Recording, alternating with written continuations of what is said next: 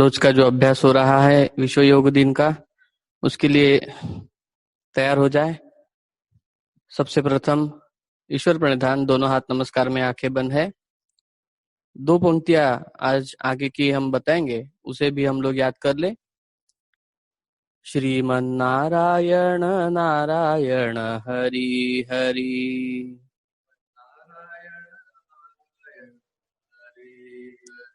भजमन नारायण नारायण हरि हरि,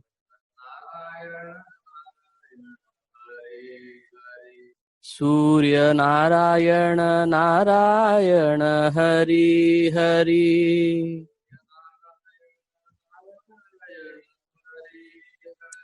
श्रीमन नारायण नारायण हरि हरि,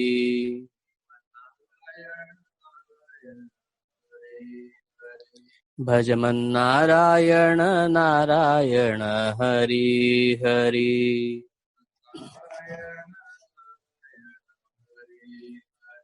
जय जय नारायण नारायण हरि हरि,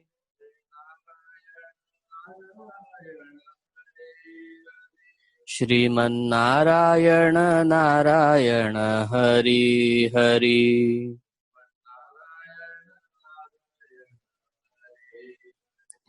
भजमन नारायण नारायण हरि हरि,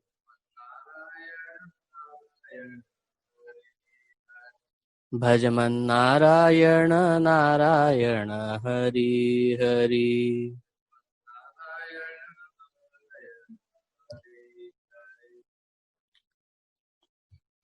तो चलिए अब अगले योगाभ्यास के लिए हम लोग तैयार हो जाते हैं।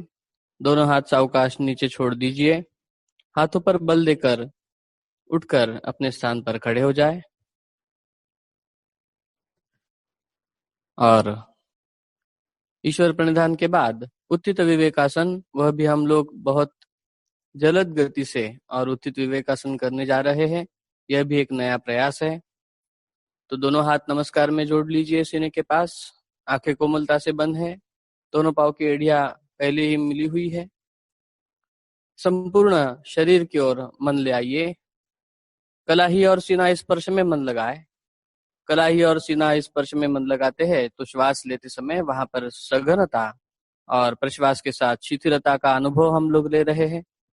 यही शिथिलता संपूर्ण शरीर भर व्याप्त हो, यह कल्पना करते हुए प्रत्यक्ष सारा शरीर शिथिल छोड़ने का प्रयास करिए, सिर से लेकर पांव तक। 3 श्वास प्रश्वास में ही पूर्ण शरीर सिर से लेकर पांव तक शिथिल होते जा रहा है। दीर्घ श्वसन चल रहा है। सारी थकावट पूर्णतः बाहर निकल चुकी है। मन अत्यंत शांत प्रफुल्लित हो चुका है, ऐसी कल्पना कीजिए। और अब इसी स्थिति में समाधि सन्मुख हम लोग चले गए। जनार्दन स्वामी महाराज, इनके समाधि के पास हम लोग चले गए। वहां नतमस्तक हो लिए, संकल्प कर लिया मन ही मन, संदेश देख लिया स्वामी जी का, संपूर्ण दर्शन कर लिया है। पीछे में स्वामी जी की संपूर्ण गुरुमूर्ति भी बंद आंखों के सामने साकार कर ली है और संपूर्ण श्रद्धा भाव के साथ उनके चरण कमलों में गुरु स्तवन हम लोग अर्पण करने जा रहे हैं। एक एक पंक्ति सुस्वर खुले आवाज में दोहराते जाए। गुरुर्ब्रह्मा गुरुर्विष्णु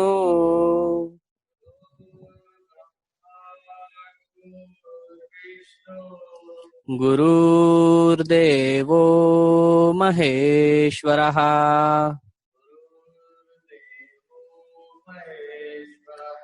गुरु साक्षात् परब्रह्म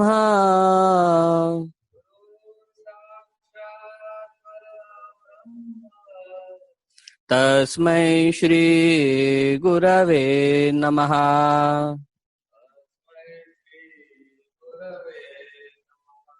कृष्णाय वासुदेवाय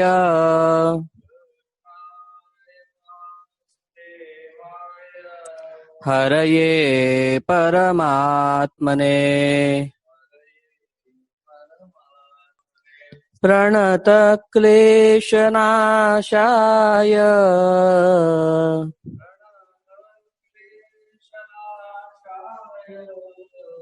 गोविन्दाय नमो नमः।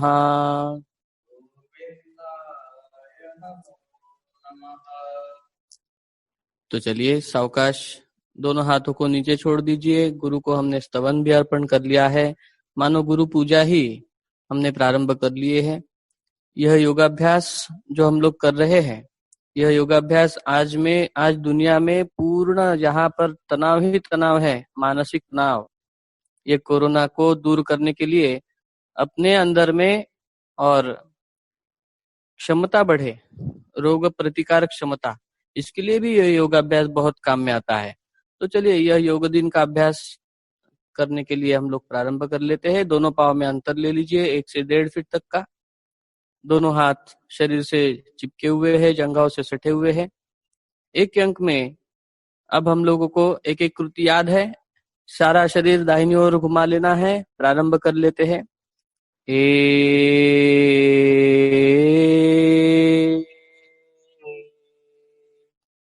इस स्थिति में ओमकार का उच्चारण हम लोग सुनेंगे बाद में, जब रिकॉर्ड चलेगी उस स्थिति में रुके रहना, फिर सावकाश वापस आ जाए। दो,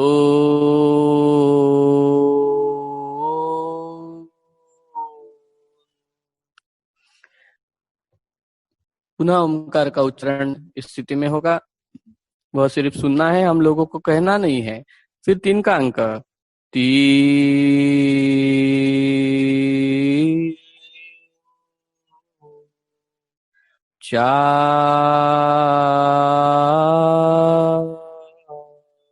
थोड़ा सा बॉडी प्लेन बिगड़ता है, उसे ठीक करे। बाया कंधा पीछे खींचिए, दाहिना कंधा थोड़ा सामने ढकेलिए। 5,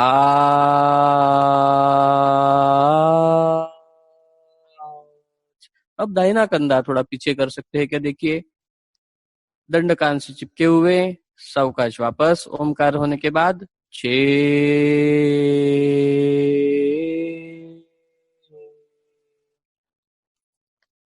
पुनः ओमकार सुनने के बाद 7,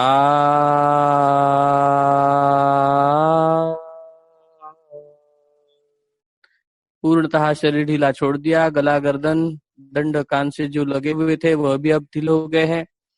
सारा शुद्ध रक्त मस्तिष्क में अधिक मात्रा में, प्रचुर मात्रा में दौड़ते हुए आ रहा है। यह शीर्षासन के लाभ इस स्थिति में प्राप्त होने के बाद वापस आ जाए।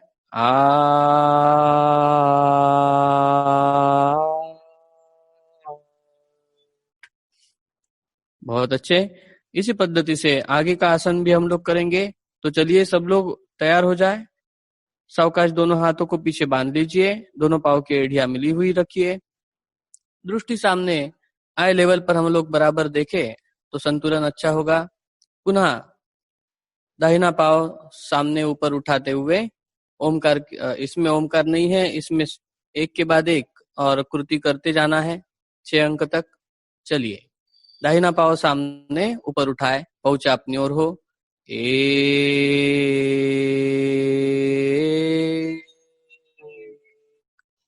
2,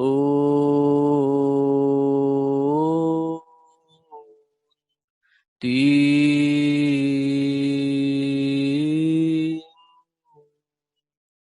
4,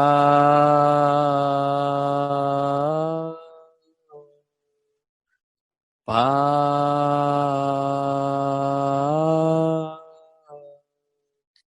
6,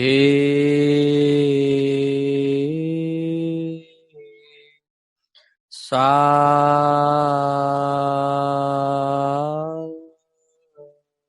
इस स्थिति में ओमकार पूर्ण स्थिति में रुके हैं। ओमकार आएगा उसके बाद वापस आए। आ,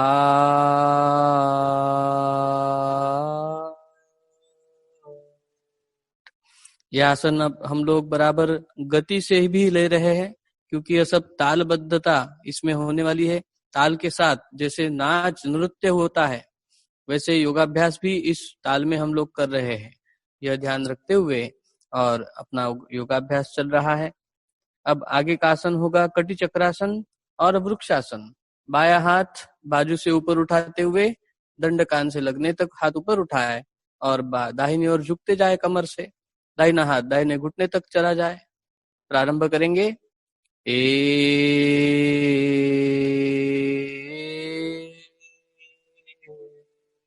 इस स्थिति में ओमकार है। ओमकार होने के बाद सावकाश वापस सीधे हो जाए और हाथ नीचे। दो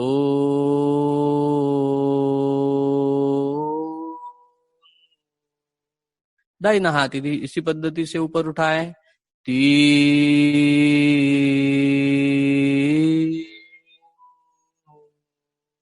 पुनः ओमकार में हम लोग रुके हैं। ओमकार होने के बाद सावकाश वापस। चार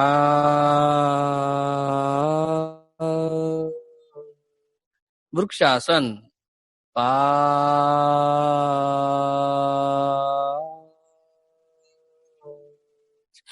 पुनः ओमकार में रुकने के बाद धीरे से वापस आ जाए। 6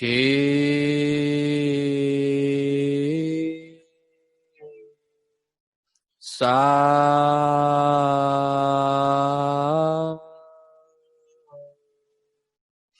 इस स्थिति में पुनः ओमकार होगा। ओमकार पूर्णतः सुनने के बाद वापस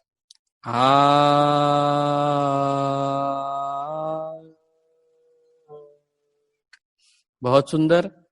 हम लोगों को भी अब जैसे अभ्यस्त हो जाते हैं तो यह जल्दी जल्दी करना थोड़ी सी थकान लाता होगा। धीरे धीरे अपनी क्षमता बढ़ती जाएगी और थकान आना भी बंद हो जाएगा। अधिक अच्छा हम लोग फ्रेश जैसे हम लोगों को लगते जाएगा कि हम अधिक तरोताजा हो रहे हैं। तो चलिए आगे का आसन करेंगे। कोणासन। दोनों पाँव में अंतर ले लीजिए। तकरीबन 3 फीट तक का अंतर, एक पैर की लंबाई इतना अंतर इस आसन के लिए होना चाहिए दोनों पैरों के बीच में। कोणासन और वीरासन, यह दो आसनों की जोड़ी। बायां हाथ बाजू से ऊपर उठाते हुए दंड कान से लगाना। दाहिना घुटना मोड़ते हुए और दाहिनी तरफ हम लोग कमर से झुकते जाएंगे। घुटने को खूब मोड़ना है और दाहिना हाथ पीछे से लपेट कर टखने तक ले आना। यह सारा का सारा काम और 1 के अंक में होने वाला है। तो चलिए प्रारंभ कर लेते हैं कोणासन। चलिए सब लोग तैयार हो गए। प्रारंभ।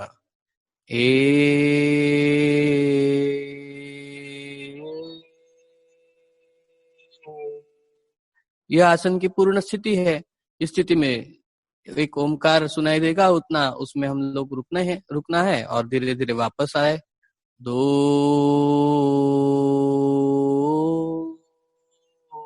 सारी की सारी हलचल 1 अंक में और बिठाई गई है, क्योंकि यह पूर्ण आसन भी करना है और गति में भी लय में भी करना है। इसलिए यह सब जोड़ने के लिए इस प्रकार यह आसन में थोड़ा सा बदल किया गया है। अब दाहिना हाथ ऊपर उठेगा, बायां पैर पहुंचा बाई ओर घूमेगा और पूरा बाई ओर झुकेंगे हम लोग। 3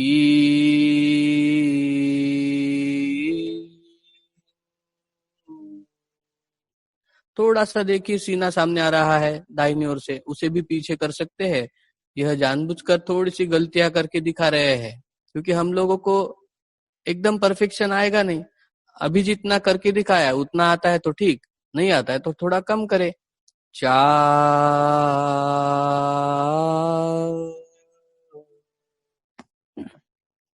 अब आगे का आसन है। पैरों में अंतर वैसे ही है। अब कमर को दाहिनी ओर पहले अंक, अब 1 अंक के 4 भाग आपको मैं बता रहा हूँ, उसको सुनेंगे और वैसे वैसे कृति भी करेंगे। तो 1 के पहले अंक में क्या भाग, पहले भाग में क्या होगा? तो पहला भाग है, चलिए 1 दाहिनी ओर कमर को घुमा लिए। 2 के दूसरे भाग में दोनों हाथ कंधों के सीध में ऊपर उठाए। 3 भाग में दोनों तलहाथ घुमाते हुए ऊपर की ओर दंड कान पर दबाते हुए और नमस्कार की स्थिति में लेके आए हैं। और चौथे भाग में घुटना मोड़ लिया दाहिने पैर का, राइट नी बेंड किया और ऊपर दोनों हाथों की तरफ देख रहे हैं। यह हो गई पूर्ण स्थिति। इसमें ओमकार का स्वर सुनाई देगा, वह सुनना। वह होने के बाद पुनः स्टेप बाय स्टेप वापस, पहले गर्दन सीधी, घुटना सीधा, फिर दोनों हाथ कंधों के सीध में, फिर तलहाथ नीचे घुमाते हुए हाथ नीचे लाए और कमर को सीधा कर दिया। यह 2 का अंक यानी दूसरी स्थिति हो गई। और अब बाई ओर इसी पद्धति से शरीर घूमेगा। 7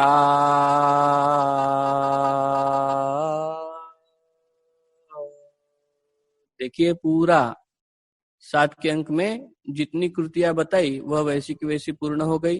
अब वापस आते समय भी पहले गर्दन सीधी, आ,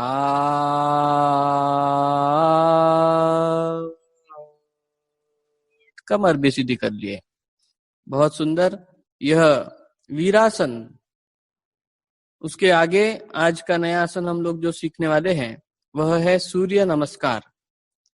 यह सूर्य नमस्कार के लिए क्या करना, अब पाँव पहले मिला लेना है, बाएं पैर दाहिने पैर की एड़ी मिलाते हुए अब आसन के एक बाजू में आकर हम लोग खड़े हो जाए, क्योंकि सूर्य नमस्कार की स्थिति अपने आसन के थोड़ा सा सामने भाग में आकर खड़े हो जाते हैं, एड़ियां मिली हुई, हाथ नमस्कार में सीने के पास जोड़ लिए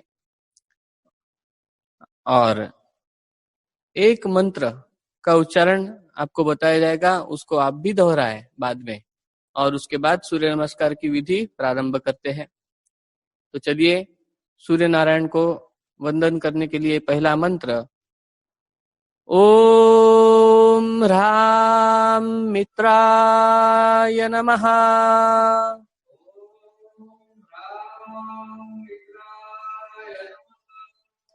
यह पहला नाम मित्र है सूर्य, उनको पहले वंदन किया।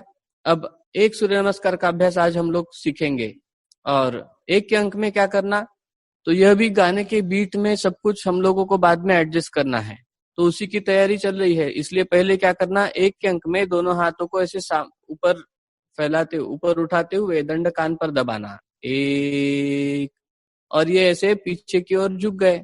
अब इसमें ओमकार नहीं है, एक एक स्थिति में ओमकार नहीं है, वह सिर्फ चलते रहेगा एक के बाद एक। अब 2 के अंक में सामने झुक गए, 2,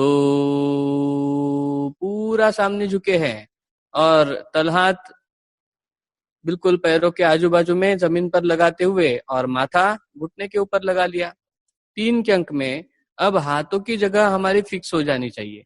अब हाथ यहां से हिलेंगे नहीं, अब सिर्फ दाहिना पाव, राइट लेग पीछे दूर जितना जा सकता है उतना दूर पीछे लेके गए, 3,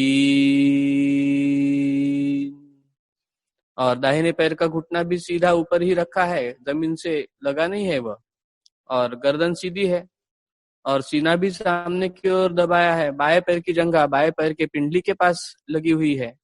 अब 4 के अंक में बायां पैर भी पीछे ले जाए, 4, देखिए स्लोप होना चाहिए माथे से एड़ी तक। इसमें क्या गलती होती है वो भी देख लेते हैं थोड़ा। ये देखिए, ये कमर ऐसी नीचे आ जाती है, हम लोगों की घुटने नीचे लग जाते हैं, या फिर ये ऐसी कमर ऊपर उठा लेते हैं हम लोग बहुत बार।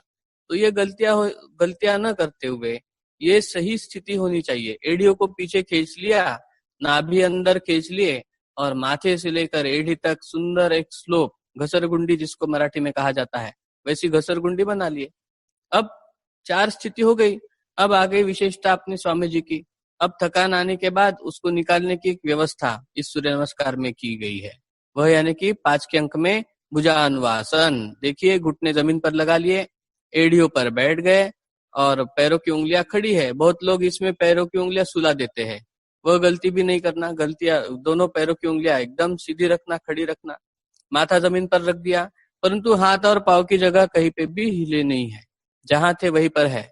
और ऐसे स्थिति में सूर्य नमस्कार में मानो शवासन से भी अधिक आरामदायी यह स्थिति हो जाती है। यह स्थिति 2 बार आती है।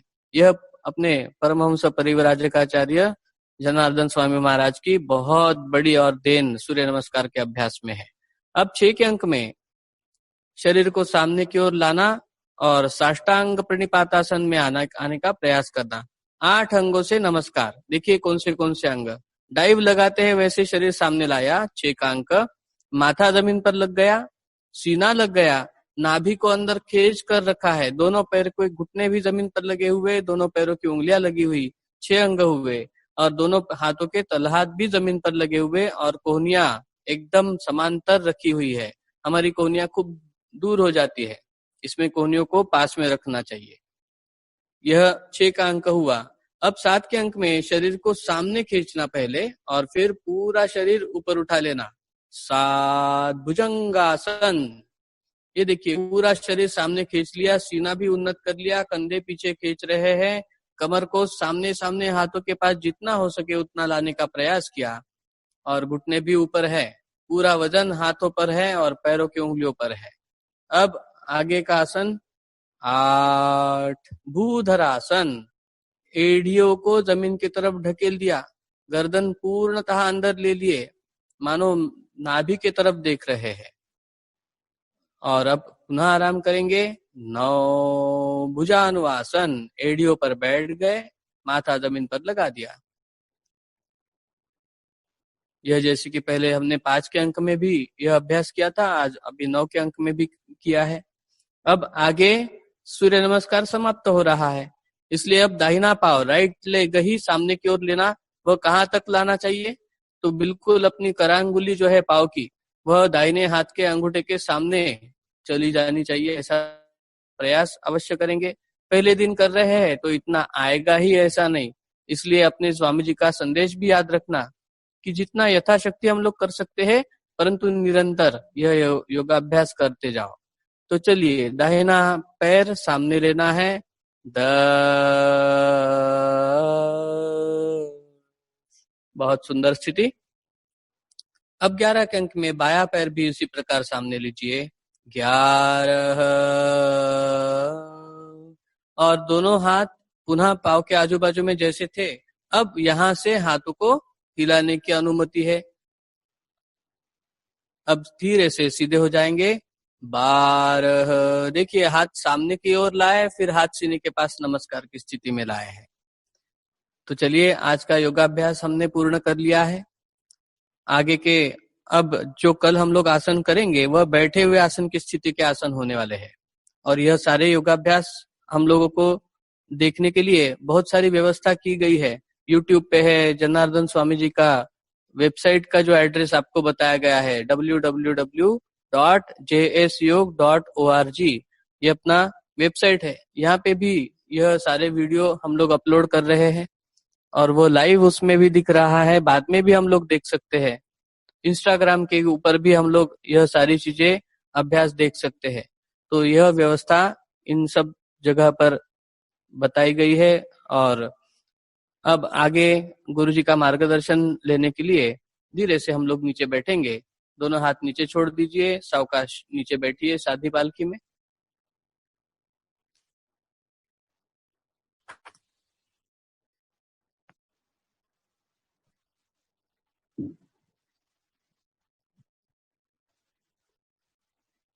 चलिए, आज तो और आगे से समझे, योग करना है। योग दिन, विश्व योग दिन है, तो योगाभ्यास में आसन, प्राणायाम, ओंकार जाप, थोड़ा सा ध्यान, ये सब अभ्यास करना है। पर ये करते समय वो काहे के लिए करना है? योग का अर्थ क्या होता है, यह याद में रखना आवश्यक है। नहीं तो योग के बारे में बहुत गलतफहमी में हो जाती है कि हमको तो यानी अभी बाकी सब दो प्रकार से सोचे जाते हैं। कुछ व्यायामों के साथ इसको एक्सरसाइज के तौर पे सोचा जाता है, या फिर कोई दवाखाने में ट्रीटमेंट होती है, वैसे योगा का ट्रीटमेंट है ये चीजें। हाँ, थोड़ा व्यायाम होता ही है, ये बात अलग है, उससे शरीर में बल वर्धन होता है। हाँ, दवाखाने में जाने के बाद, डॉक्टर के पास जाने के बाद जितना तुरंत अच्छा लग सकता है, उससे अधिक तुरंत बहुत सी बीमारियों पर आजकल के योग से अच्छा लग सकता है। पर इसलिए ये दवाखाना है, योग यानी कुछ दवा है, योगोपचार है, ऐसा नहीं सोचना चाहिए। ताकत थोड़ी बढ़ती है इसलिए एक्सरसाइज है, यह भी नहीं सोचना चाहिए। यह तो अलग है थोड़ा सा, और यह योग है अलग से कि मैं कौन हूं यह समझते हुए, वह समझने का प्रयास करते हुए उस राह पर क्या क्या करना है, वह अष्टांग योग में जो बताया हुआ राह है, उस राह पर चलना। जिसमें आसन आता है तीसरे नंबर पे, पर यम नियम पहले और दूसरे नंबर पे आते हैं। उनकी जानकारी प्राप्त करना यह हमारा बहुत बड़ा कर्तव्य है, और उसका पालन करने का संकल्प, दृढ़ संकल्प मन में विकसित होना, और वह अखंड सावधानी उसमें रहना।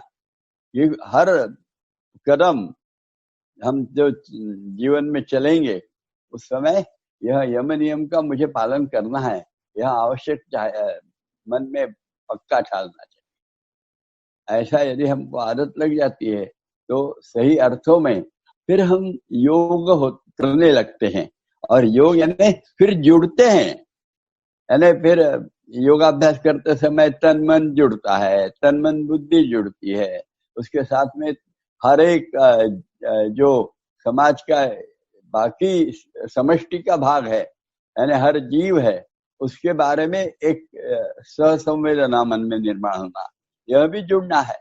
तो समष्टि से जुड़ते हैं, सृष्टि से जुड़ते हैं, और ये व्यष्टि यदि समष्टि और सृष्टि से जुड़ने लगी तो परमेष्टि से जुड़ना कोई अलग और नहीं होता होगा। उसके बारे में अपन ज्यादा नहीं सोचेंगे, पर जीव से अच्छा बर्ताव करें।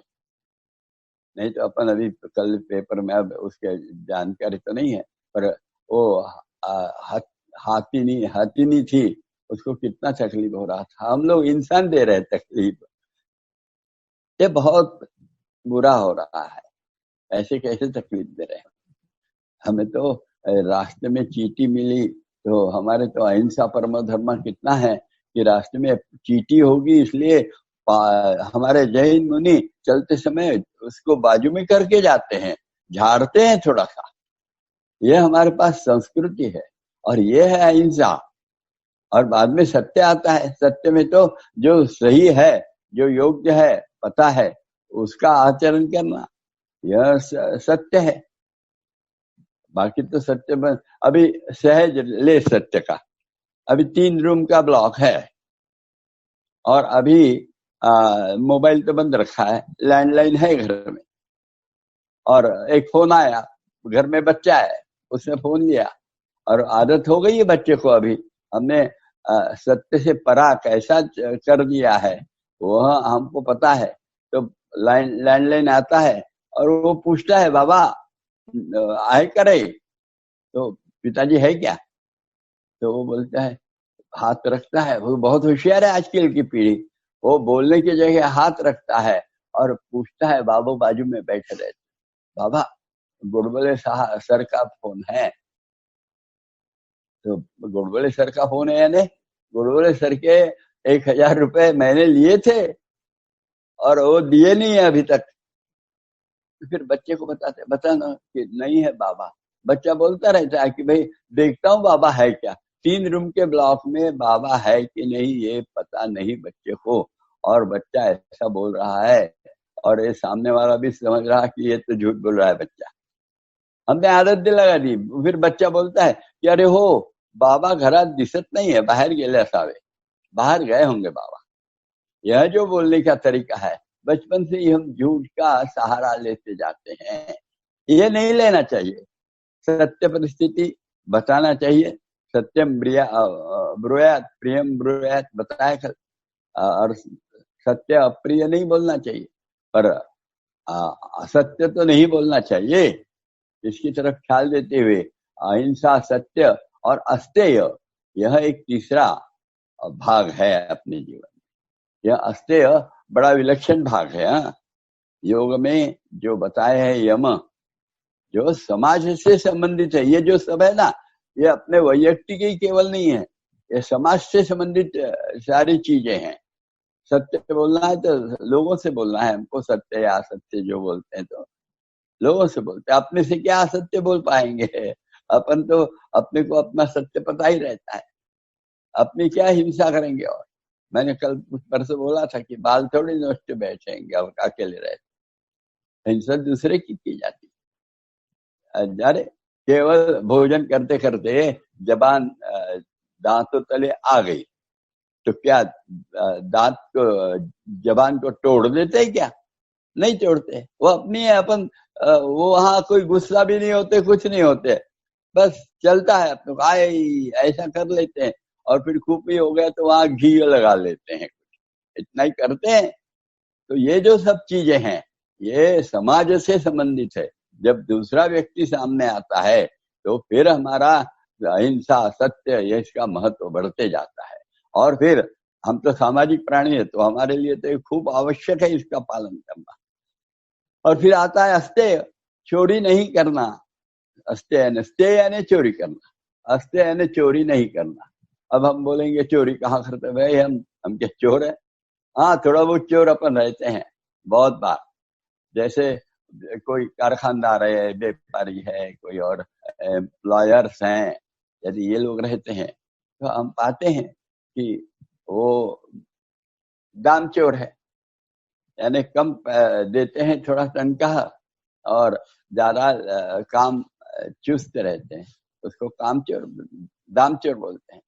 और हमारे शरीर के वहाँ काम करने वाले रहते हैं, वो चाहते हैं कभी आराम कर लूं थोड़ा सा, कभी ये ड्यूटी टालूं, तो वो हो गए कामचोर। दामचोर कामचोर तो सभी है।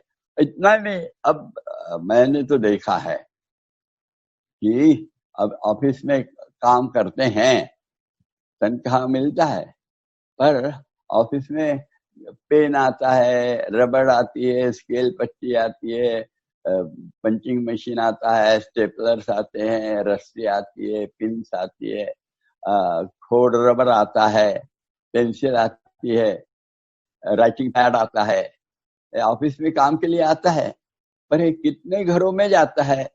हर घर में जो जो ऑफिस में काम करते हैं वहां आपको ये मिलेगा ही ऑफिस का। बस ये वास्तव में ये चोरी है। हाँ, अपने को लगता है कि नहीं कि इतना मामूली चीज है, पर नहीं, ये चोरी ही है। क्योंकि हमारे पास आदर्श है चोरी न करने वाले, कि वो जो चाणक्य काम कर रहे थे, वही परदेशी उनको मिलने आया था और काम कर रहे थे अपने राज्य का, तो तब तक एक बत्ती लगाए थे उन्होंने, और ये जब काम हो गया और ये जब अंदर में आने लगा हर व्यक्ति, तो इन्होंने ये पहली बत्ती बंद की और फिर दूसरी बत्ती लगाई और फिर बातचीत चालू की। तो बड़ा अचरज हो गया कि क्या है, तो उसने बताया कि ऐसा क्यों हुआ। तो फिर उन्होंने चाणक्य ने बताया कि ये तो अभी मैं सरकारी काम कर रहा था, तो इसलिए सरकार की बत्ती थी, अब मेरा वैयक्तिक काम हो रहा है, तो सरकार का बत्ती में काम कैसे करें, इसलिए वो बुझा दी है और अब मेरे घर की बत्ती लगाई। ये विलक्षण है। यह अस्तेय का ये बहुत बड़ा उदाहरण हमारे पास में है। ऐसे उदाहरण बहुत से रहते हैं, और ऐसे ही उदाहरणों के साथ यदि हम चलते हैं आगे, तो हमारे जीवन में अस्तेय समाप्त होकर अस्तेय होगा। अस्तेय यदि रहा तो फिर दूसरों की सहज चीजें हैं। कोई देखिए ना, अभी जा रहे हैं, आज घर में पूजा है बोलते हैं, या आज भगवान की आज चतुर्थी है बोले, तो चतुर्थी की पूजा करना है, आज नहीं होगी कल होगी शायद, चतुर्थी आ रही है पास में, तो चतुर्थी की पूजा करना है, और रास्ते से आते आते अच्छे फूल दिख गए, तोड़ लिए, दूसरे के घर के हैं तोड़ लेते हैं, ये भी स्तेय है, यानी चोरी है। चोरी का बड़ा सुंदर और स्वामी जी ने अर्थ दिया है। क्या?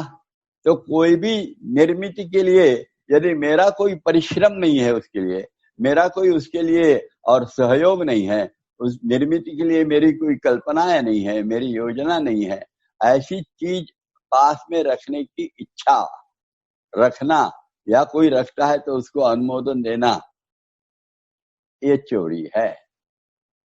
अब जैसे कोई बैंक में काम करता है, बैंक में काम करता है और वहां काउंटर पे करोड़ों रुपए वो लोगों को देते रहता है।